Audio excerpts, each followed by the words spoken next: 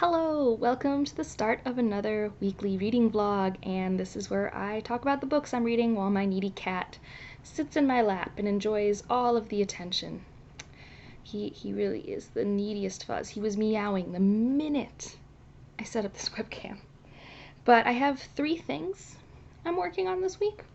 One is my reread of The Way of Kings by Brandon Sanderson. So I've had this book since 2010. This is my fourth time through, and man, it's like coming home. Like, I just open the pages and I remember all of the other times in my life when I was, reading on those pages. Sometimes I needed the escape more than others. The first time's discovery. The second time I reread it, I was having a really rough summer, and didn't know I was about to reread this and then read my favorite book ever. And then the last time I reread it, I was just so hyped for Oathbringer. So yeah, and I still keep noticing new things. So if you don't know what the Stormlight Archive is, it is Brandon Sanderson's Wheel of Time, his Dark Tower series. It's his big epic fantasy series that he's been working on for decades. And so for epic high fantasy, that means you're going to get politics, drama, intrigue, a boatload of magic, really interesting characters. If you like it, you'll get attached to. There's going to be a lot of world building for the sake of world building, which I love. Like, the plant life is described. You have these beautiful, I'm going to show like one of the first art pages, so it's not really like a spoiler, but if you have the hardback, I don't know if this is in the big paperbacks, but you get these really pretty art sections that like show you the things in the world. You have these interludes that go into really big details about things, and yeah. If you want a concise fantasy story, this is not concise, but I love it. And yeah, this isn't my favorite. I think it might be my second favorite. I don't know. I'm interested in my reread. Oh, you're back again. Of Oathbringer, because I wasn't as interested in it when I first read it, but I also didn't read it in like a short period of time like I've read the other ones, so I'm interested. There were some really great things that were done at Oathbringer, but like Words of Radiance is just so good. So that is all to say, I've started my reread, and if you didn't know, there's like a slow read-along for the Stormlight called the Stormalong 2020, hosted by a bunch of my friends. I will link that down below. They are only halfway through this book right now. I am behind. I am not halfway through, but that's okay. And I'm also working on Midnight Robber by Nalo Hopkinson. This is my first one by her, and yeah, I'm having a good time. I'm only 50 pages in. This is a sci-fi story on another planet, and you have this young girl, Tan, who dresses up as the Midnight Robber, and I don't really know what's going to happen next. There's a lot of family drama right now. It's a really cool world where there's a lot of AI integration, but there also seems to be this sect that is anti-AI integration, and I'm very interested to see where that part of the sci-fi goes. I love the cultural dynamics. This is very much a place in space that a bunch of people, I think primarily the people I've been exposed to in the story, were from islands in the Caribbean. So that's been really cool, because I think a lot of the time the sci-fi stories I've read in space have been extremely whitewashed or bland. Like, I didn't get a lot of culture, and I'm getting a lot of that here, which like makes my fantasy world building brain really happy, because for me this is all new. I don't know a lot about the Caribbean other than what I've seen as a tourist while I was there, and I don't consider that education. That said, although I'm really enjoying it, there are like dialects I'm not used to in this story, so it did take me a while to find the rhythm. Like, I think I had to reread the first page of the first chapter a few times to understand like the differences in how English was being portrayed to me. So that's like a thing, and my friend Nikita was telling me that the audiobook's also really good for that like cadence of it. So I'm going to look at that, because this is doing what I really loved in Redemption and Indigo, where this is someone saying like, okay, sit down, I'm going to tell you a story. And I don't know why, I really like that narrative structure, that approach to storytelling in my books. And so I am really enjoying it so far. And I'm also working on, I think it's called Best Served Cold by Joe Abercrombie. Just got this audiobook because it was available, and I'm really trying to get to the second Foundation audiobook, but it's not available yet because I feel like that's the only way I'm finishing that trilogy at this point. I just never want to physically read it. I just keep avoiding it, so I just need to let it go and listen to the audiobook. And I'm really liking Best Served Cold. We have Joe Abercrombie likes to have characters who are really, really beaten down, like quite literally. So we have our main character, who I can't pronounce her name right now, even though I've heard it a million times, but she used to be a part of this big mercenary group for a part of this world that we've been introduced to loosely in the First Law trilogy. Like, there's a princess, and the princess's father is on this other land doing stuff, hires these mercenaries, and he's like, oh, these mercenaries, they're too popular, I'm done using them, and so then proceeds to kill them.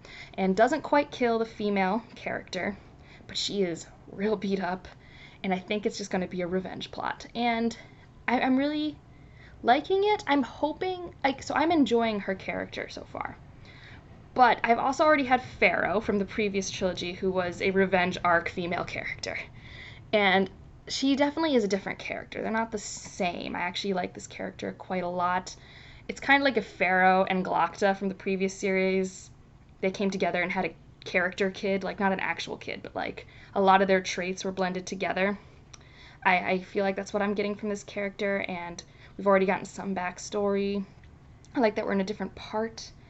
Yeah, so I am enjoying it, but it's also one of those 27-hour audiobooks, so we'll see how long it takes. But it does work for the F ableism prompt from Noria's readathon, so at least it's got that. I didn't know that going in, because you guys know I'm rubbish at reading synopses for books before I read them. I think I like discovering the story. I don't know. Sometimes I want to know, most of the time I don't. Like, that's why Stormlight Archive, I could try and give you a synopsis, but honestly, I didn't think the back of the book was that compelling when I first picked it up in 2010, and I think what was compelling was learning what's happening. So I think that's sometimes how I approach reading, although there are buzzwords and story archetypes and tropes that I will sometimes just be like, oh, you're telling me it has that type of romance? Well, let me go get that. So that's this update. We will see what I get done. I have goals, but I'm also getting back to work. I'm also really tired, so we'll see what happens. Alright, so I know I didn't have many little check-ins this week, but I really didn't have much to say till just now, because I just finished The Midnight Robber by Nalo Hopkinson. Boy. Oh, do you have thoughts? Well, the cat wants in the lap. One sec. Alright, now we've got the vlog cat. We're all set. Oh, Midnight Robber. So, this is, I guess the first thing I want to say is this story it explores extremely dark themes, extremely graphically, specifically sexual abuse by a father onto a daughter. Yeah. So, if that at all is something you don't want to consume in a book, you should pass this one by. That said, I was completely invested in this story, in this world, because what happens is you start off in like a high-tech planet, and you know there's other dimensions, and you end up in a low-tech planet, and I don't know, I don't think I've read a sci-fi story where I get to go to a different place and experience different cultures and wildlife and everything like that. I mean, I experience that sometimes in fantasy, but I haven't done that in science fiction in a long time, if ever, really. And it was really, really cool. And like, I love Tantan. That's our main character, and I would really poor Tantan. I was talking to my friend Nikita the entire time I was reading this. I'm like, what just happened? Is there a way I can like there's a character I really, really, really hate, and I've never hated a character so much in my life. Like, no, in my mind, no redeeming qualities. Like, maybe I'm just blinded by hatred, but in my brain, I'm just like, no. Just no. Like, and what's funny is I thought at first I was maybe going to like them. Like, when you first introduced this character, you're like, you might be okay. This might be fine, but no, I hate this character with a passion. And there are characters that I love. The people and the different cultures Tan gets to interact with. And this does something I really love in Jemison's work, where you have this narrative choice, where you have definitely a narrative within a narrative, but you're not really given information about what this outside narrative is about, but you kind of find out at the end. Like, this happens primarily a lot in the Inheritance trilogy, and I really liked it here. Oh, that was some good payoff. I think what I wanted more of is we have that high-tech world and this really cool AI integration. Oh, what's also really cool about this sci-fi is it's written in 2000, and a lot of the technology she's writing has not existed yet. And so she kind of predicts some things that are pretty interesting. But we have this AI network, and I wanted to know more about the relationship of people with it. And instead, it was more about what happens to people when they no longer have those technologies, when they get exiled to this low-tech planet. And it was more also a way of, like, I don't know, I guess exploring these different Caribbean, what's the word? Folklore, I think. Because there are a lot of creatures in Caribbean folklore that were put into this story as kind of sort of metaphors for the actual creatures. Like, there's not one for one per se, but the names would be used for things that are maybe similar. At least that's what I got. I need to do more research, and I'm very excited that we're doing a book club.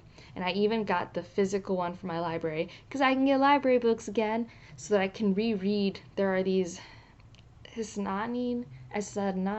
I can't say the name very well. A lot of these words are partially French, and I'm very bad at French. I think I mentioned in the previous clip, there's some dialect adjustment you have to do when you read this book. If you're not used to reading different dialects, it's going to be a hang-up for a minute. I had to reread that first page a few times to be used to the dialect. You want to go now? You wanted to be up here before. Okay, bye. No one say I forced a cat in my lap. You guys all heard him meow. He wanted here.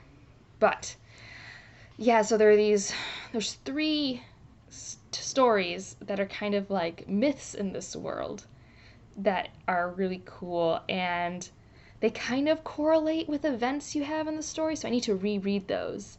And I really want to reread these other parts that I'm, like I told you, it's like the higher level narration. And yeah, so I'm excited I'll have the physical copy to go through that. And there's also just some phrasings I want to take apart. So I enjoyed this a lot as a story, just in its own right, with its unique world building and sci-fi elements and characters that I was very invested in, like extremely invested in. There was a moment at the end where I'm like, yes! Like, I got a yes moment. Like, was it perfect pacing for me? No. Sometimes it was too dark for me. There were choices that she made that I'm like, did you have to use that phrasing? Was that a sentence I needed? And I'm not going to tell someone how to write that part of the book, but it was hard for me at times. I mean, I traditionally am not someone who has had very grossed out feelings while reading certain books, and this one really had moments where I was cringing. I was uncomfortable. I think that was the goal, but it's still not always great to feel uncomfortable, which is why I can't give it like a 5 stars, but I am very, very excited to read more by Nalo Hopkinson. This was a start. And I've also continued reading, big boy, Way of Kings, about that far in. I might read more tonight, but I wanted to get this filmed so I can edit it or whatever. And yeah, I am still enjoying my time. It's just like a nice old favorite. And like I said in the previous clip, I just like reading it on the pages. I like catching the foreshadowing and world building that I'm still missing each time I read it. It's just great. That's really all I have to say, because I don't want to like spoil it or anything like that. And I don't think you guys need a vlog of me going through all my spoiler thoughts of The Way of Kings. I mean, I guess if you do, let me know, but I don't think that's something the internet needs. But yeah, I mean, that's another thing I wanted to talk about.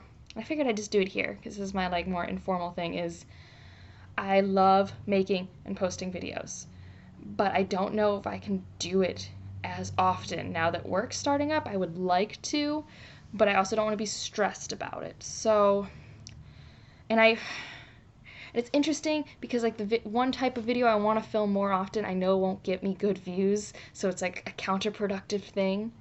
But I might be switching up my upload schedule maybe. I might still post the same amount, but I might switch it up depending on when I'm finding it my days are easiest to bulk film and edit and all of that. So just be on the lookout for that. I guess if you don't know, I typically have been uploading Mondays, Wednesdays, Fridays, and a weekend day if I have like a review. So that's what I'm thinking. I don't know, it'll just depend, especially now that I really want closed captions on my videos before they go up. I think that's like the thing that makes it more work, because to edit closed captions with punctuation and capitalization does take longer than just briefly going through it, so I need to make sure I have that like hour of time to do that in addition to, the hour of time to edit and then filming.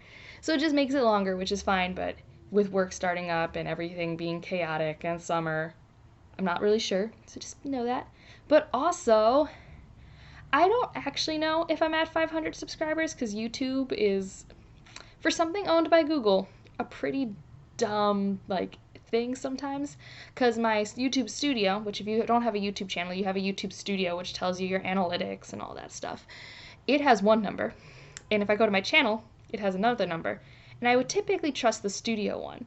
But even in the studio, when I go to the monetization tab, where it tells you, you need to have this many subscribers and this many watch hours, it has the number of my channel, which doesn't line up with the one in the studio.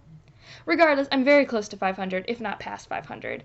So I want to do a Q&A video for you guys, but that means I need questions. So what I've thought I'd do, especially since you guys have really helped my mental health by giving me this platform to talk about books, and I've really loved being a part of this community, I wanted to do a little Q&A, but also encourage you guys to give me questions by making it a giveaway.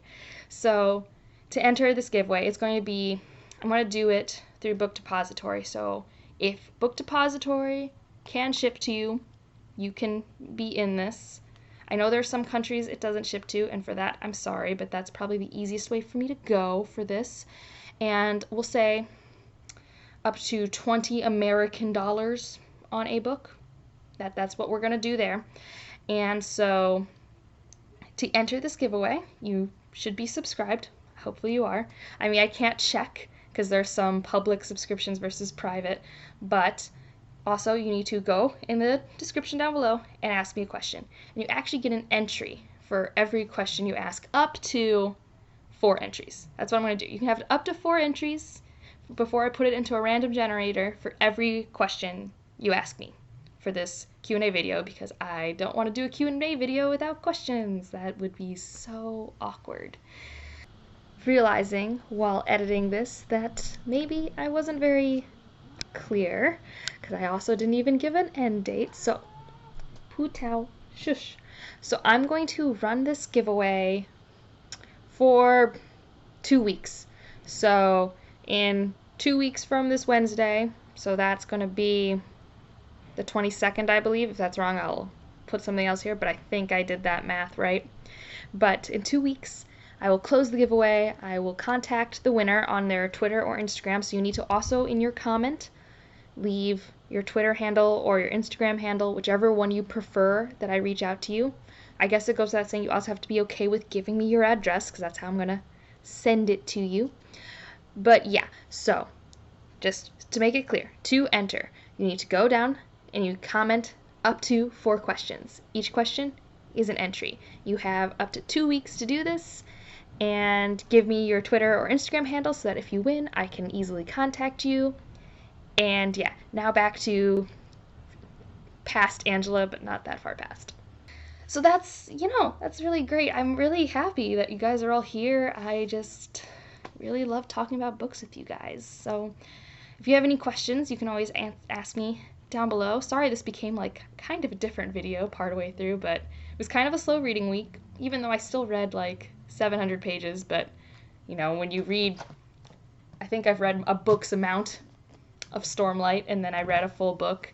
So I feel good about it. But yeah, much slower week, which makes sense because work sucks. Oh, this is after all that stuff. But if you're still here, I started the second foundation. If you're new, you don't understand why that's important. If you're not new, you've seen this book on so many TBRs, and I started it with audiobook. And I'm glad because it would have been dry otherwise, like so dry. Asimov has a very, very, very dry writing style, and the narrator is giving it some life that I wouldn't have had otherwise. And I'm very interested because this one is, I mean, the other ones have had politics in it for the Foundation trilogy, but this one seems way more like political. I don't know, it's a really weird story, but I am confident I will finish it because I have the audiobook and it's going to be great.